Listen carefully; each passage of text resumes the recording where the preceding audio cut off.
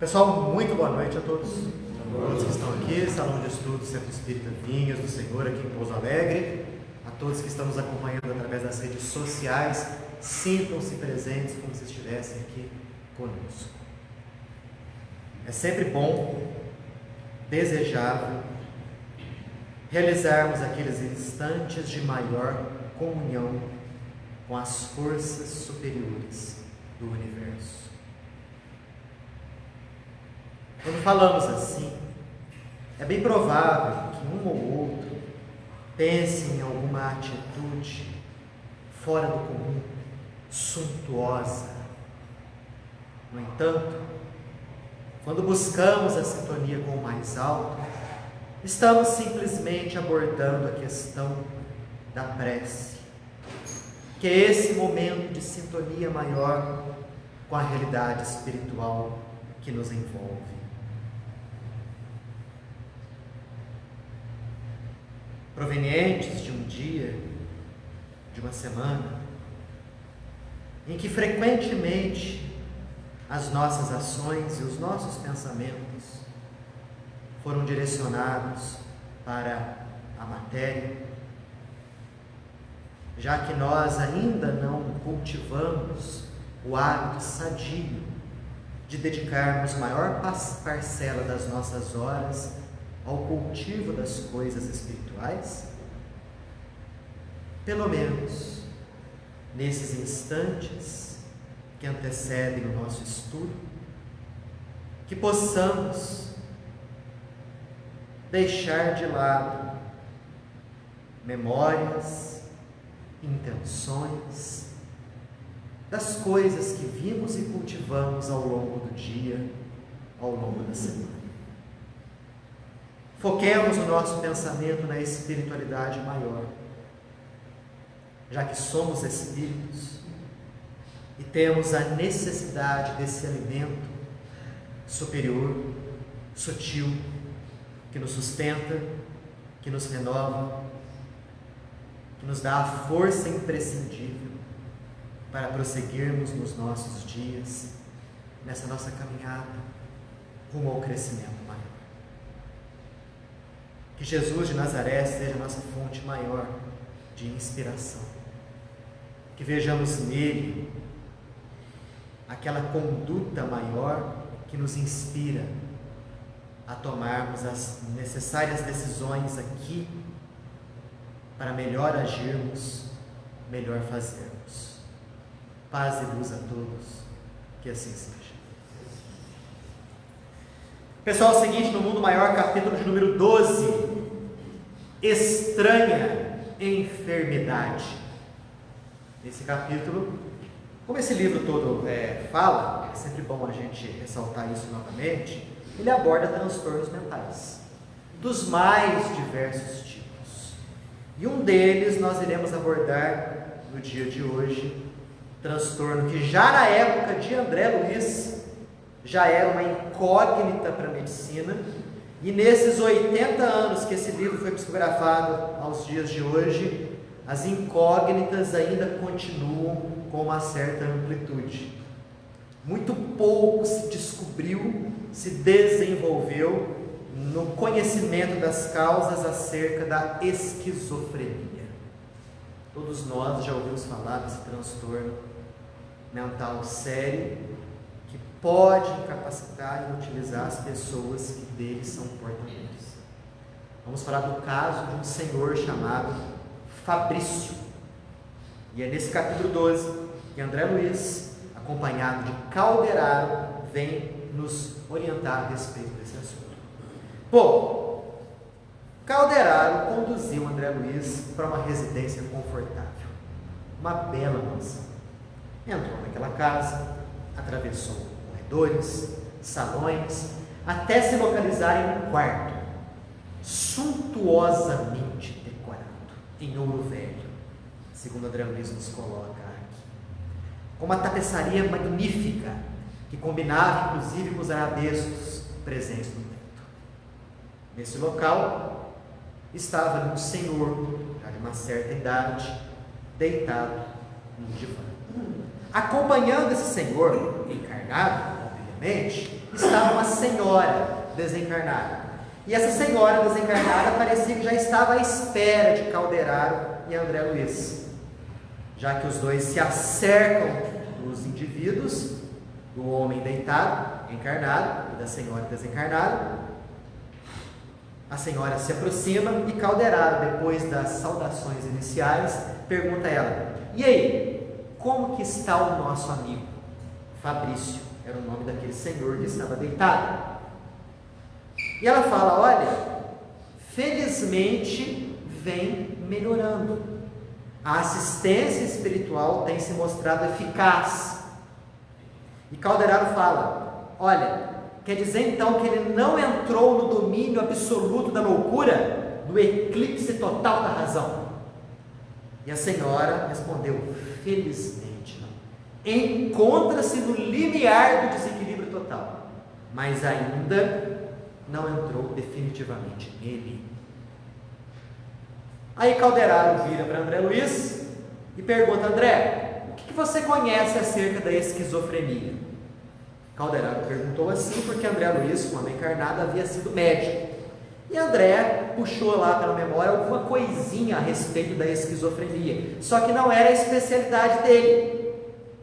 Ele não era especialista, ele não era psiquiatra quando esteve aqui encarnado, mas sabia que era um transtorno mental de gravidade. Era o que ele sabia. Uma coisa a mais, uma coisa a menos. Calderaro percebeu que André não tinha grande conhecimento a respeito disso mesmo, né? E começou a falar que a psiquiatria é um ramo ingrato da medicina. E eu achei interessante ele abordar a psiquiatria dessa forma, né? Um ramo ingrato. E que nesse terreno, especialmente da esquizofrenia, existia uma batalha entre os fisiologistas e os psicólogos. Já que, de um lado, os fisiologistas abordavam que a esquizofrenia tinha bases somente orgânicas, somente de ordem cerebral, ao passo que aqueles que estudavam psique, a alma, já aventavam hipóteses mentais. E Calderaro falou: olha, André, os dois lados têm uma certa razão. Os dois lados, eles têm, né, razão em abordar as questões de ordem material e de ordem mental. Só que dos dois, os fisiologistas e os psicólogos, vai mais à frente o psicólogo, porque ele vai nas margens da causa profunda. Prestem bem atenção.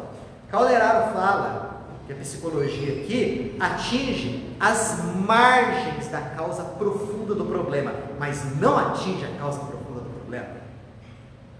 Ao passo que aqueles que acreditam que o transtorno mental tem somente as suas raízes orgânicas físicas, simplesmente se limitam aos efeitos, e assim tratam somente eles.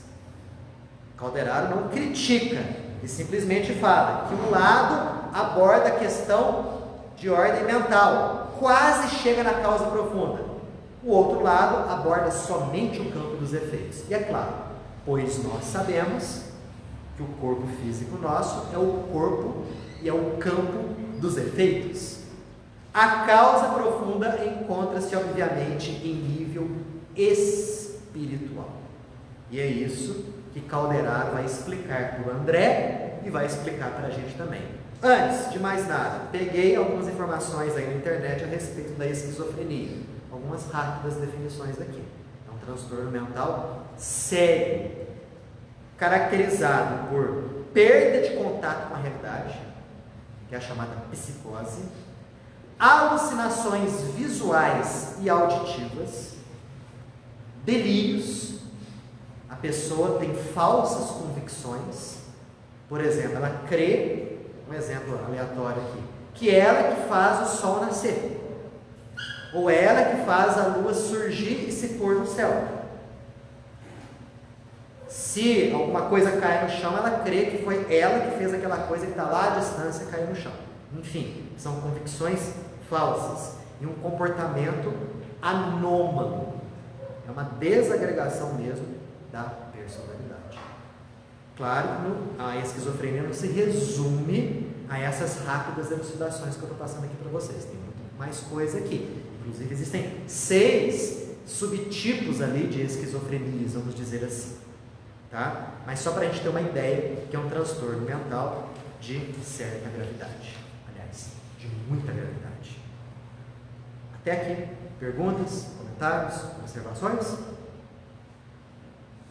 Continuando. Calderar, então. Fala. Sim. Fala. Eu tenho contato com uma pessoa, tenho conhecimento, a pessoa, quando ela está em crise, ela acredita que ela sabe o que o animal está pensando, por exemplo, o cachorro, o gato. Ela acredita que ela sabe exatamente o que o animal pensa. São as tais falsas convicções. Quer dizer, você tem um contato com uma pessoa, só para o pessoal de casa entender aqui, que é a portadora da esquizofrenia. Né? E a esquizofrenia ela pode ser contínua ou ela pode ser intermitente. Né? Então, quando ela está na crise, ela crê que consegue compreender o pensamento dos animais. O animal pensa, o que o animal sente. Né? É um exemplo do que é realmente a esquizofrenia. Né? Calderaro vira para André Luiz e fala o seguinte: André, examina a mente desse nosso irmão que está deitado aqui nesse divã. E André se acerca do indivíduo, faz aquela concentração mental e começa a visualizar o cérebro da pessoa. E visualiza principalmente a parte inferior do cérebro tomada por manchas escuras, esquisitas. E também aquele indivíduo apresentava, além disso, diversos distúrbios da circulação, distúrbios dos sentidos, distúrbios dos movimentos. André havia sido médico e falou assim: uai, pensou com ele, né? Calderaro falou que ele tinha esquizofrenia, mas pelo que eu estou vendo aqui do cérebro dele, não é uma esquizofrenia. André fala, é uma neurastenia cérebro-cardíaca, ele usa esse termo. Aí eu não sabia, fui pesquisar lá no Google, né, o que é a neurastenia. Neurastenia é como se fosse um estado de esgotamento mental, profundo. Então o André viu aquilo ali e falou assim: olha, o sujeito está com uma neurastenia ali. E passou essas informações para o Calderaro. O Calderaro falou o seguinte: ó, realmente, você tem razão. Esse é o estado atual dele. Só que nós devemos saber que a esquizofrenia tem as suas ações no organismo perispiritual do indivíduo, no corpo espiritual. E que esses distúrbios no corpo perispiritual causam manifestações de amplo espectro na pessoa. Tanto que há indivíduos, você pegar 2 indivíduos com esquizofrenia, um pode apresentar um comportamento A, o outro pode apresentar um comportamento B. Porque a doença se manifesta de maneira diversificada entre as pessoas. E realmente, o que você vê aí, ele é portador, ele até fala aqui, ó, da doença de Krish-Haber. Eu fico imaginando o Chico, que tinha a 4ª série somente, feita lá em Pedro Leopoldo, cidadezinha do interior de Minas, na beiradinha ali de BH, psicografando esses termos médicos complexos, que nós temos que consultar fontes para poder entender. Vocês já ouviram falar da doença de Krish-Haber? Também nunca. O que eu fiz? Fui lá buscar saber. O que é essa doença? É uma doença caracterizada por hiperestesia. O que é uma hiperestesia? A pessoa que tem isso, ela tem uma sensibilidade exagerada aos estímulos. Pode ser um estímulo visual, pode ser um estímulo sonoro, pode ser o toque. É uma sensibilidade absurda. Algo que é normal para as pessoas que não possuem esse distúrbio, para o indivíduo que tem a hiperestesia, chega a ser doloroso.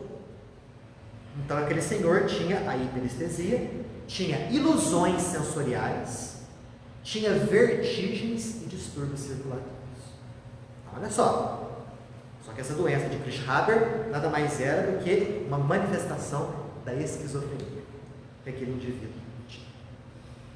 Aí Calderaro fala: André, eu pedi para você analisar a mente dele, não o cérebro.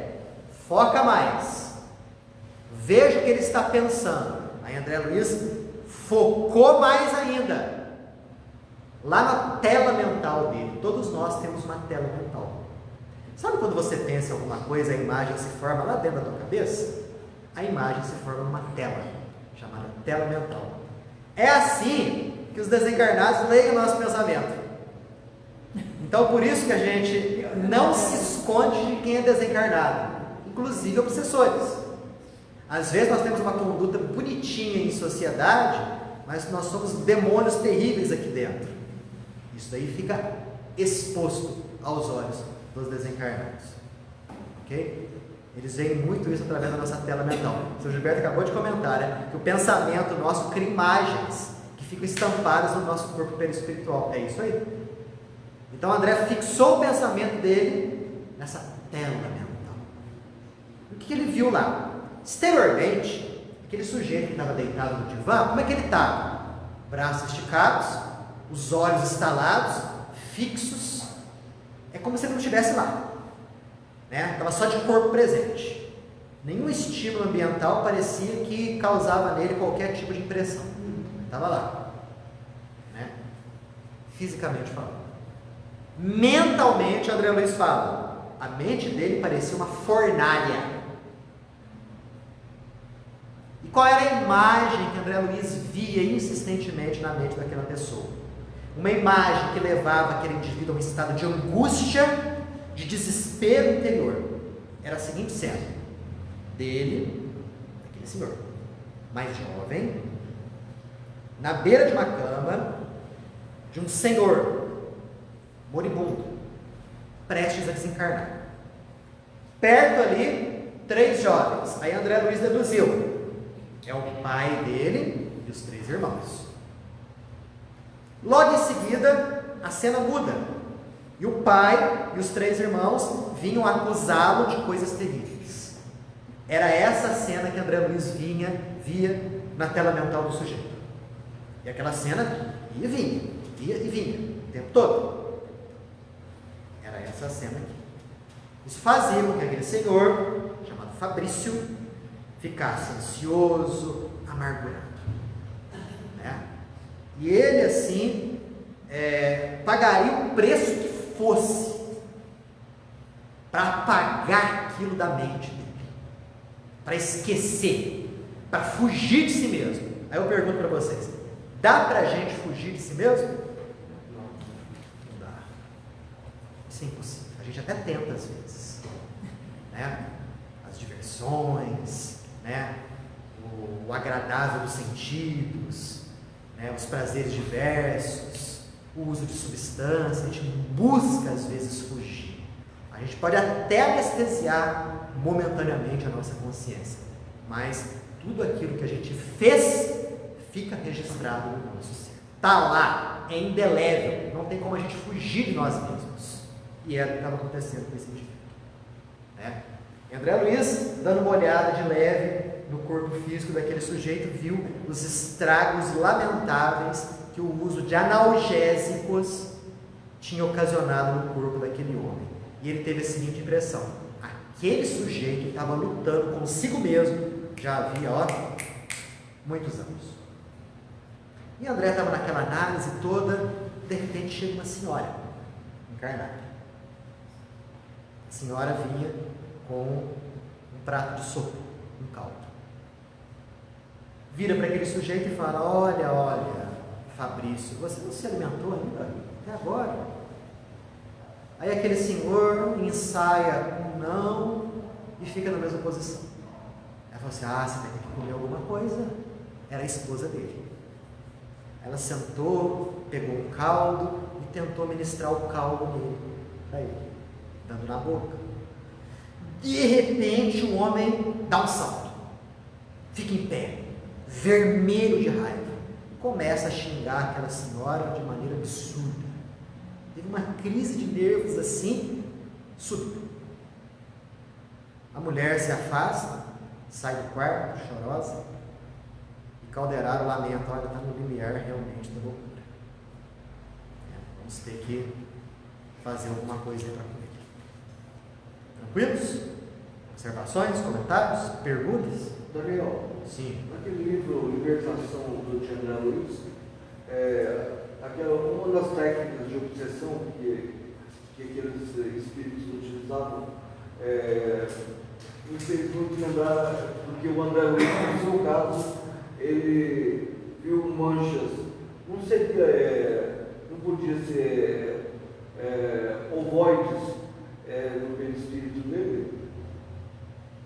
No livro Libertação, o que existe ali, em termos de fixação mental, Antônio Carlos, é aquele caso. No caso não é fixação mental, é obsessão. Ele, lá nas trevas, tinha como é que se diz? Um cultivo de ovoides que eles utilizavam para implantar nos indivíduos, para deixar eles. Então, o que acontece é o seguinte: nos casos de obsessão complexa, entendi. Agora eu lembro da cena. Nos casos de obsessão complexa, os espíritos obsessores, eles podem lançar mão de colherem ovoides no astral inferior. O que é um ovoide? Para quem não sabe, o ovoide é um espírito que, por conta de uma fixação mental muito forte, em um erro, ou em algum assunto de baixo nível, ele perde os estímulos de ter o seu corpo perispiritual na forma humana. Então ele perde a forma humana. Ele fica na forma de um ovo, do tamanho do crânio de uma criança. É o chamado ovoide. E esse ovoide tem uma carga energética depressiva, baixíssimo nível. Então há espíritos obsessores que colhem ovoides nas regiões trevosas e instalam esses ovoides no corpo perispiritual de suas vítimas, aqui na Terra, encarnados. É o caso de Margarida, que está no livro Libertação. Então, ao longo de todo o sistema nervoso de Margarida, existiam ovoides implantados, que sugavam as energias vitais dela e davam em troca energias de baixo nível. Exato. Ela está totalmente acho marcada. Bem parecida com esse. Bem parecida com isso aí, com esse caso. E nesse caso aqui, o André não relata a presença dos ovoides, e nem de obsessor. Porque no caso aqui, o sujeito era obsessor de si mesmo. Uma auto-obsessão. Uma auto-obsessão. E a gente vai entender por quê, de onde que veio essa auto-obsessão. Fala. A esquizofrenia, ela pode ser de origem física e mental, ou ela só é mental? O que a ciência fala da esquizofrenia? Fala que existe um forte componente genético. Quando eles falam que existe um forte componente genético, nós que somos espíritas já fomos fazer o link. A desordem ali é de fundo espiritual, que se imprime nos genes. Mas não é somente a genética que explica a esquizofrenia. Porque, por exemplo, há casos de gêmeos idênticos, em que, tendo a esquizofrenia, a chance do outro ter de 50%. Como assim? Se fosse 100% de ordem genética, e são gêmeos idênticos, ou seja, o DNA de um é idêntico de outro, um tendo, o outro vai ter também. Então, o que os cientistas falam hoje, os pesquisadores? Existe um envolvimento genético, tem evidências disso, mas existem também evidências de ordem ambiental. Alguma coisa no ambiente, no que diz respeito a estímulos ou ações, influenciam o indivíduo a desenvolver a esquizofrenia. Essa é a chamada epigenética. Coisas externas, inclusive até pensamentos. Bruce Lipton, no livro, como é que chama mesmo? Esqueci o nome do livro do Bruce Lipton. Ele fala a respeito disso, que até os pensamentos podem influenciar os genes. Então nós temos aí, em termos médicos, isso. Em termos espirituais, a causa espiritual. Poderia ser expiação, provação? É uma expiação, não tenha dúvida. Provação. E o que vai acontecer? mas pode existir lesões de ordem cerebral. Pode, mas quando que isso acontece? Nós sabemos que o corpo físico é efeito. Se o corpo físico é efeito, a causa está no espírito. Então, um pensamento descontrolado de maneira repetida acaba, obviamente, por lesar o próprio cérebro físico, o próprio sistema nervoso. E é o caso de Fabrício, que Calderaro mais para frente fala das lesões do sistema nervoso central que ele apresentou. Então, a esquizofrenia também pode ser questão, de um médium ostensivo mal conduzido? Boa pergunta, olha só. Se a esquizofrenia pode ser, no caso aí, de um médium ostensivo mal conduzido. Olha, aqueles que não acreditam no espiritismo, que falam que a doutrina é cheia de charlatães, etc e tal, quando eles são muito condescendentes conosco, ao invés de chamar o médium de charlatão, eles chamam o médium de esquizofrênico. Porque nós não vimos aqui que na esquizofrenia o indivíduo tem alucinações de ordem visual e auditiva. E não é o que um médium fala pra gente, olha, eu estou vendo gente aqui. Aí você olha assim, mas não estou vendo nada. Né? Estou escutando coisas aqui, tem alguém falando aqui comigo. Aí você olha lá, não tem ninguém. Mas qual que é a diferença do esquizofrênico patológico com o médium ali? O médium mantém o seu equilíbrio, sabe que ele é ele, né? E mantém uma conduta na sua vida, uma conduta mais acertada, uma conduta, né, mais de acordo com a realidade. Ele não tem aquele desequilíbrio profundo que o faz enxergar as coisas de uma maneira distorcida, patológica. Não existe afetação na sua família e nem no seu trabalho. Agora, se o médium for desequilibrado, e nós sabemos que isso existe com muita frequência, pode ser que devido ao processo obsessivo, ele fique totalmente perturbado. E aí vai para os psicólogos, vai para os psiquiatras, muitos deles não têm a visão espiritual da vida, taca-lhe remédio. Ok? Sendo que a abordagem teria que ser concomitantemente espiritual. Aqui eu não estou falando para aquele que faz uso do medicamento, para largar a mão de usar medicamento e vem desenvolver mediunidade. Nada disso. Nem pode. Nem pode. Há casos realmente de indivíduos que têm verdadeiras alucinações visuais e auditivas, que têm que ser tratados com o medicamento. O tratamento espírita alivia aquilo ali. Ele não vai se desenvolver como médium, porque ele é desequilibrado. A Sueli Caldas Schubert, no livro Transtornos Mentais, recomenda esse livro. É excelente.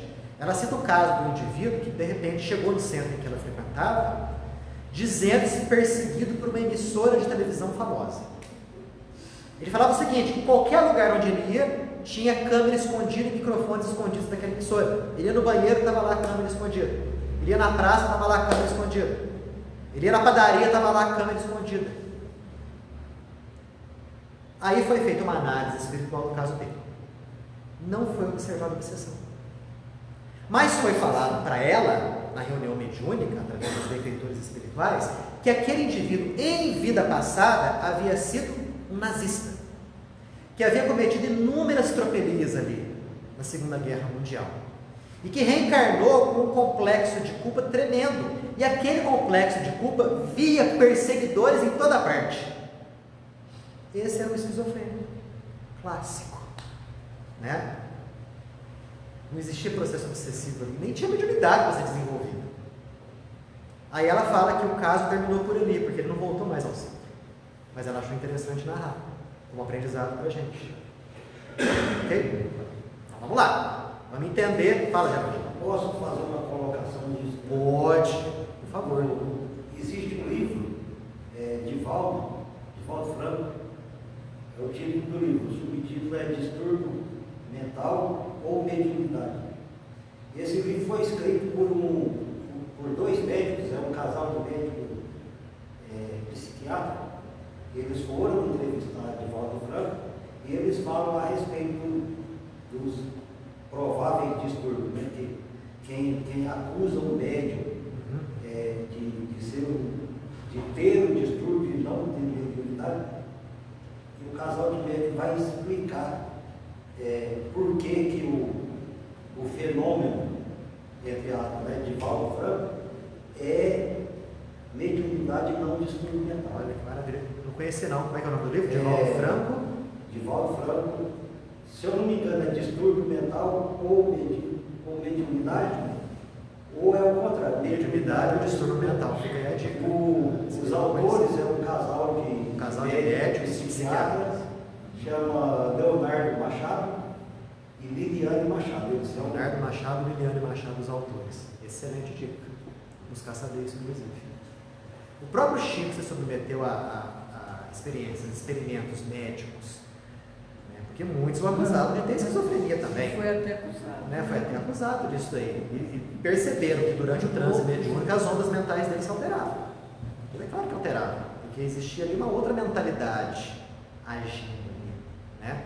Mas quem dera essa loucura fosse generalizada, né? Essa loucura do Chico fosse generalizada, essa loucura do Divaldo fosse generalizada. O mundo seria outro. Concorda comigo? Sendo que de loucura não tem nada. Mas Paulo de Tarso falava isso, né? A loucura da cruz, não é mesmo? A mensagem da cruz é loucura para aqueles que não creem. Algo mais ou menos assim. Aqueles que não creem, né? Aqueles que não creem. Ah, não creem. Bom, qual que foi o erro do Fabrício? Calderaro explica para o André Luiz, dissecando aquela cena que André Luiz viu. Lembra da cena? Né? Que André Luiz via Fabrício mais jovem, no leito de um sujeito de certa idade, né? Com 3 rapazes ali perto. Foi a seguinte cena que Calderaro explica para a gente. Realmente aquele era o pai de Fabrício e aqueles 3 jovens irmãos de Fabrício. O pai de Fabrício era dono de uma grande fortuna e estava para morrer. Fabrício era o filho mais velho. Então, no leito de morte, o pai recomendou a Fabrício: olha, eu vou transferir os meus bens para você, mas você vai cuidar bem dos teus 3 irmãos.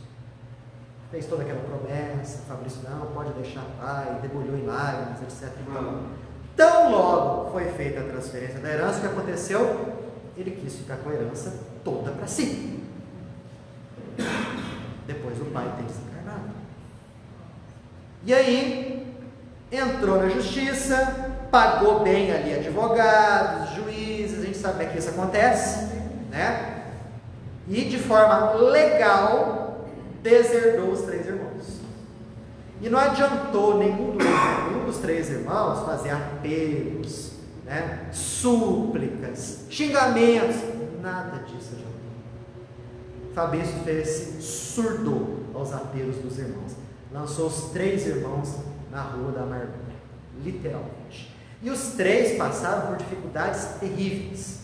2 deles acabaram desencarnando bem pobres, vítimas da tuberculose, porque tinham que se submeter a trabalhos noturnos pesados.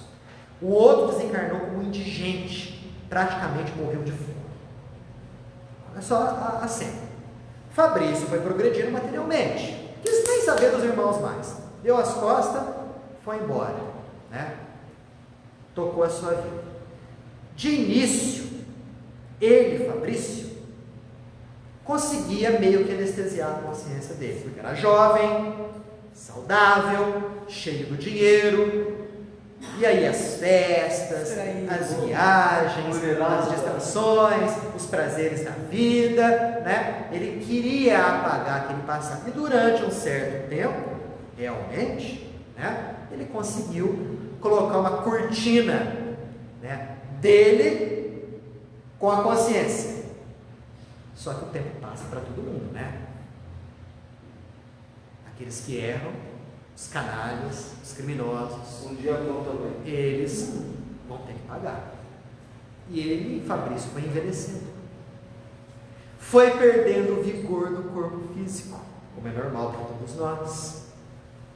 As ilusões foram se quebrando, os prazeres da vida foram sendo deixados de lado, e de repente ele se viu a sós com a própria consciência. O passado estava ali, forte. Se ele começava a pensar no passado, vinha as acusações. Se ele buscava se concentrar no trabalho, não conseguia ter tranquilidade. Se ele buscava algo superior, uma prece, uma oração, a consciência acusava: olha, você vai ter que resgatar aquilo ali. E aí, quando ele se encontrava nesse estado de coisa, ele falou assim: nossa, tem que ir atrás dos meus irmãos. Fiz mal, fiz errado. Quando ele buscou saber dos 3, os 3 já haviam desencarnado, já fazia muito tempo. E aí a dor de consciência veio, mas veio com gosto mesmo, né? Perdeu todas as ambições nobres, todos os ideais superiores que ele tinha também morreram. O dinheiro que antes era de agrado, ele passou a ver com tédio e até com repulsa.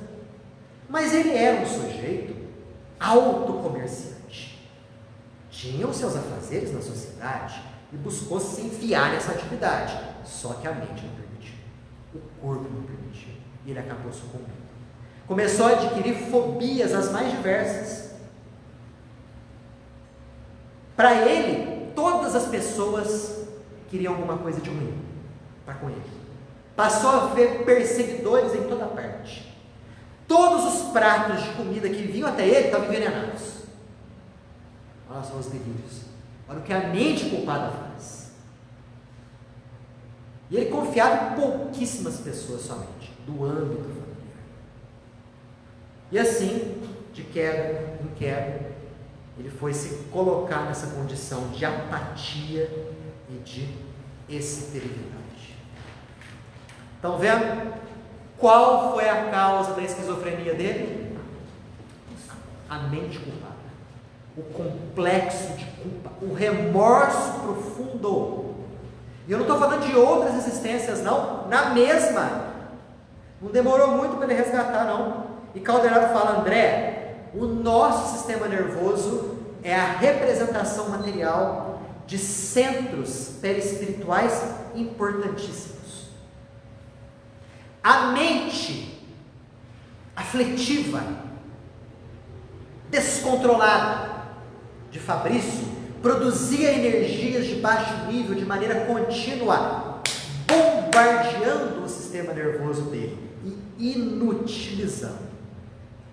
Com isso, ele deixou de utilizar a parte mais nobre, que a gente estudou aqui, são os lobos frontais. Deixou de utilizar a parte intermediária, que é a parte responsável pelas atividades presentes, o córtex motor. E a mente passou a se refugiar na parte mais instintiva de si mesma. Ele só vivia interiormente. Só vivia no passado. Para ele aquilo lá não era passado. Para ele aquilo lá era presente. Acusando-o incessantemente. Gente, no dia que a nossa medicina chegar a ter um grau de conhecimento das coisas do espírito, a metodologia de tratamento vai dar uma guinada total. Obviamente, o tratamento físico continuará a existir, porque nós sabemos que o corpo físico é efeito, é uma consequência das coisas que vêm da alma, mas o tratamento principal e primordial vai ser no espírito, vai ser na alma encarnada do sujeito. E dia chegará em que todos os transtornos de ordem mental serão tratados dessa maneira. O indivíduo será visto como portador de um morbo, de um desequilíbrio, não nos neurotransmissores, que são efeito, mas no espírito, na alma. E aí tudo vai começar a fazer efeito, porque ele vai ser tratado nas causas e não nas consequências. Vai chegar isso, já estamos caminhando para isso, diga-se de passagem. André Luiz ficou estarrecido com aquela observação de Calderaro, com aqueles ensinamentos todos, e pergunta, mas Calderaro, será que Fabrício tem chance de se reequilibrar rapidamente? Para breve? E Calderaro fala, de jeito nenhum. Do jeito que ele está, negativo. As terapias materiais aos quais ele se submete não fazem qualquer efeito. E em todas as situações, olha o que Calderaro fala, o espírito delinquente será sempre médico de si mesmo. O espírito delinquente será sempre médico de si mesmo. A cura é de dentro para fora. É no campo dos pensamentos. Porque é justamente através da organização dos pensamentos que o indivíduo passa a organizar-se espiritualmente, com consequências e repercussões na área orgânica. Enquanto nós tratarmos a periferia, vamos simplesmente lidar com bloqueadores, que tão logo sejam retirados, a crise volta. Não é assim? Vide o caso da depressão. O indivíduo com depressão, que se mantém à base de antidepressivos, ele se mantém relativamente estável bem. Tira o antidepressivo, que acontece? Volta. Tanto que os próprios médicos hoje já falam que o indivíduo que tem a depressão, Ele se trata com medicamento, claro, não estamos aqui, pelo amor de Deus, falando que não deve não.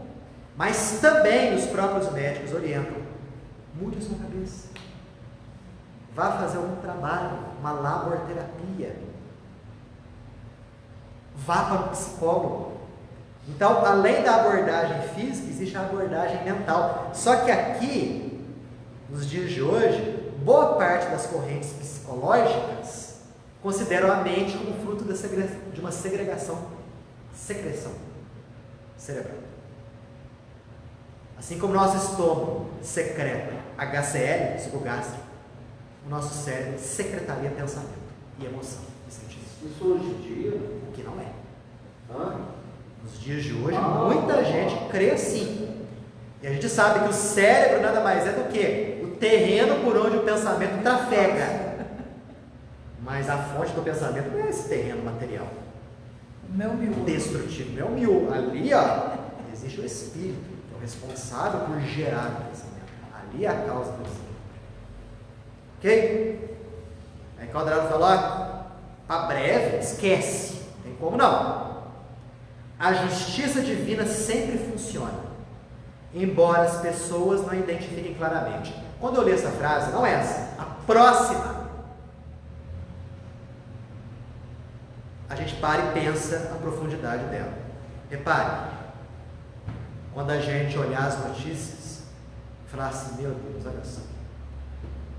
Quanto criminoso aí que a justiça não pega e que fica bem na vida. Não vamos citar nomes. Não vamos citar nomes. Olha só o que Calderaro fala. Os criminosos que escapam da justiça terrena, mais tarde vaguearão aqui entre os encarnados em aflições punitivas. Não foi o que o Fabrício fez?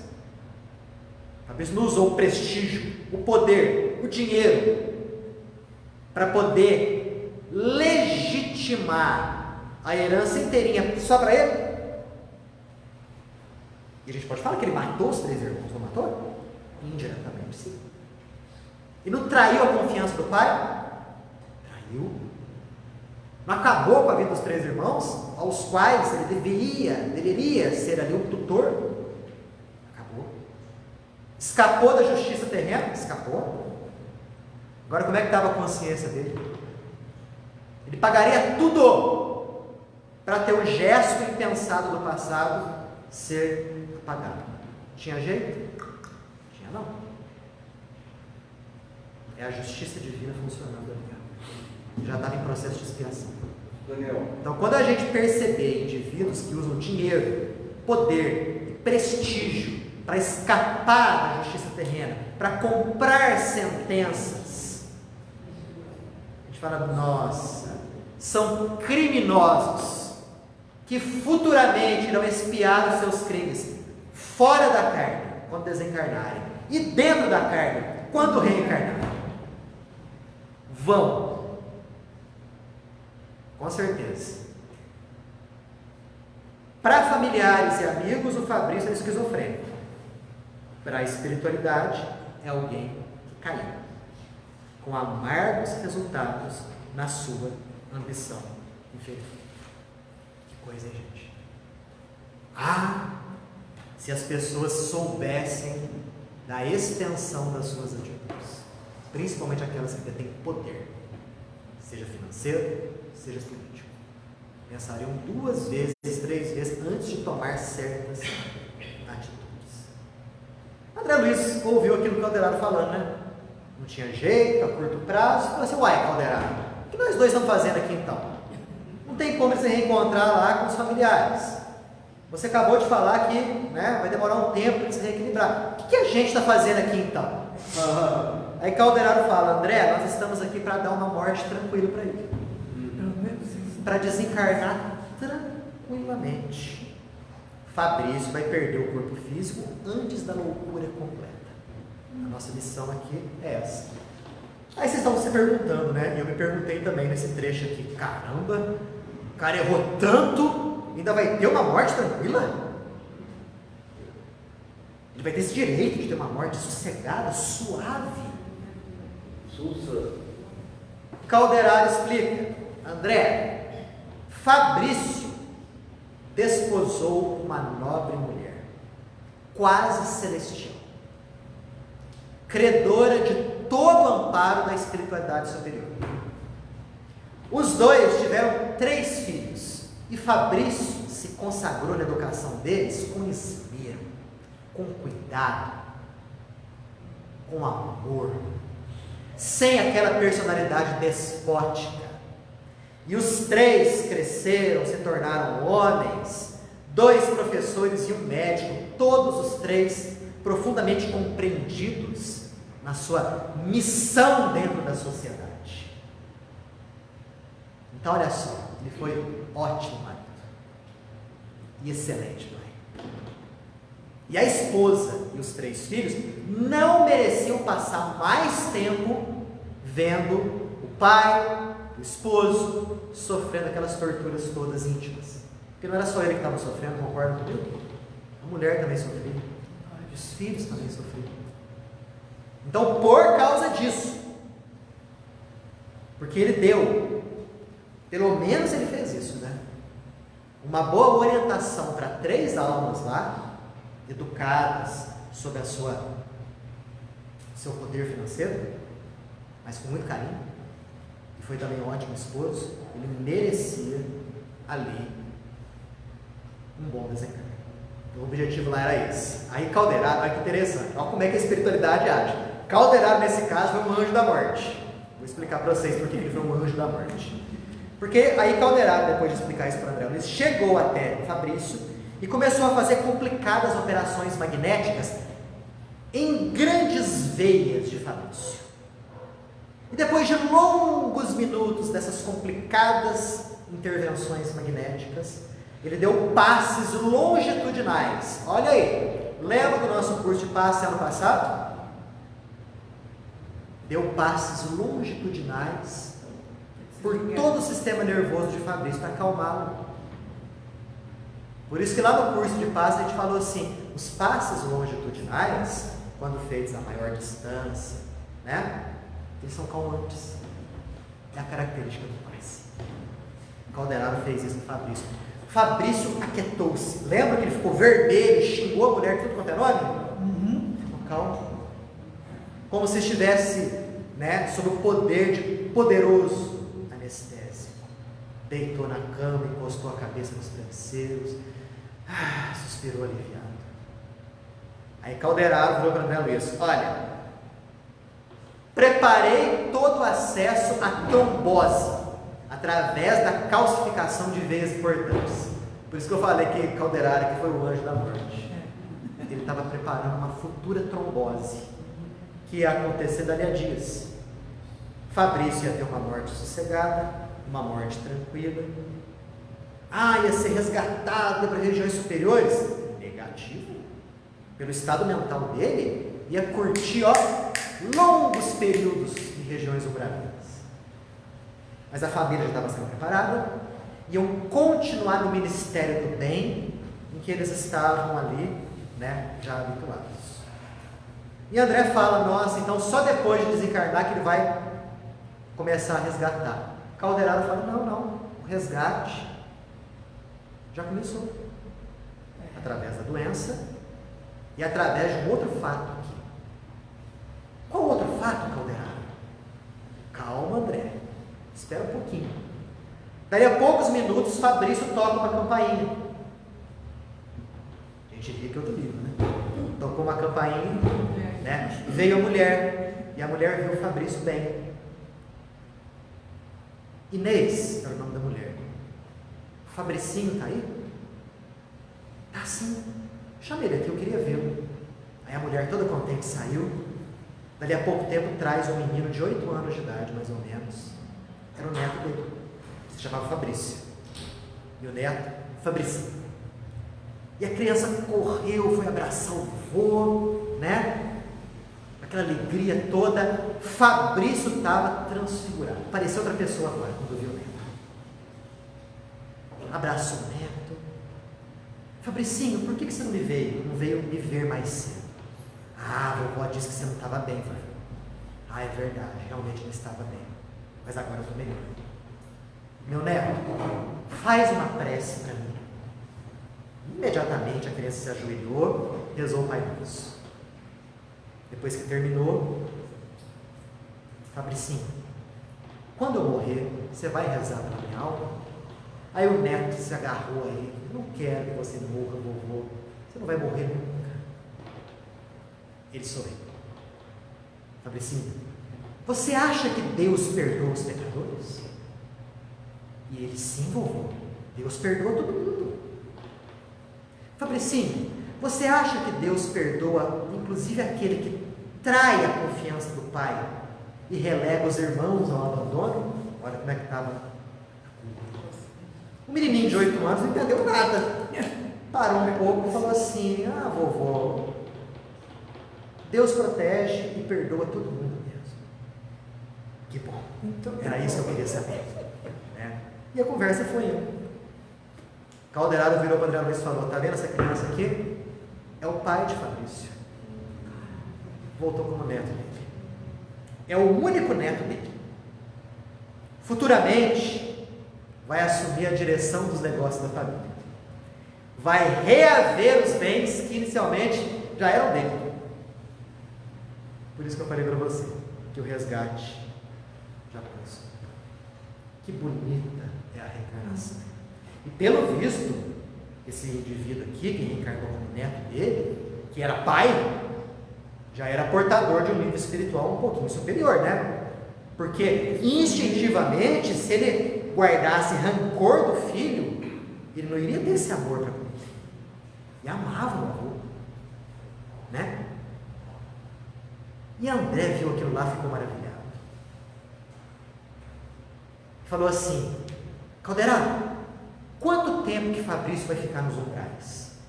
Quanto tempo que ele vai curtir essa amargura toda? Quando ele reencarnar, vai reencarnar nessa mesma família? Olha que Calderaro fala. André, o tempo que ele vai ficar lá vai ser o tempo suficiente para expurgar toda a energia negativa que ele tem dentro de si. Não dá para precisar tempo.